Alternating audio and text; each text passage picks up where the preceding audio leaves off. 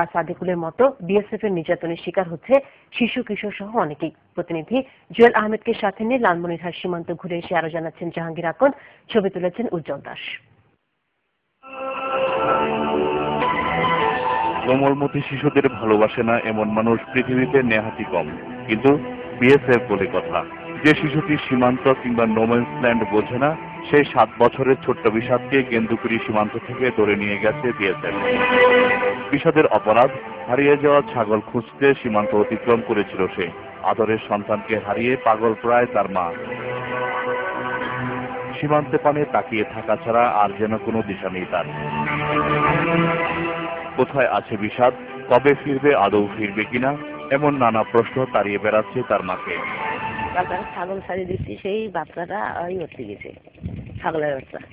সেই ছাগল খেদে আনিবার গেছে, তখন বিএসএফের ঘর ধরছে, ধরিয়ে ডাং মার করছে। সবাটা কি কান্দিছে বাবা রে, খুব কান্দিছে।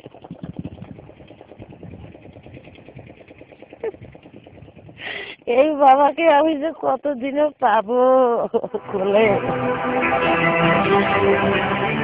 বিএসএফ এর নির্যাতনের আরেক শিকার কিশোর সাদেকুল। কয়েকদিন আগে ফজরের নামাজ শেষে গরু চড়াতে গেলে বিএসএফ ধরে নিয়ে যায় এই কিশোরকে। এরপর আর বিএসএফ ফেরত দেয়নি তাকে। সাদেকুলের বাড়িতেও এখন শোকের মাতম। অনেক কষ্টে মানুষের কাছ থেকে চেয়ে ধার দেনা করে চলছিল সাদেকুলের পড়ালেখা। আর কদিন বাদে এইচএসসি পরীক্ষা। উচ্চ শিক্ষিত হয়ে সংসারের হাল ধরবে সাদেকুল। গরিব পরিবারটির এমন স্বপ্ন ভেঙে চুরমার করে দিল বিএসএফ।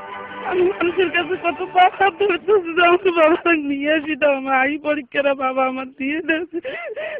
সেই জন্য আমার বাবার জন্য বাবা মা ফেলা দেওয়া গেছে। সারাদিনে 24 ঘন্টা বাবা মা অসুস্থ পড়েছে, খাওয়া দাওয়া নাই বাবা মা। বিএসএফ এর এই নিষ্ঠুরতায় কাঁপছে সীমান্তের মানুষ, খালি হচ্ছে মায়ের বুক, আর স্বপ্ন ভাঙছে এক একটি পরিবারে।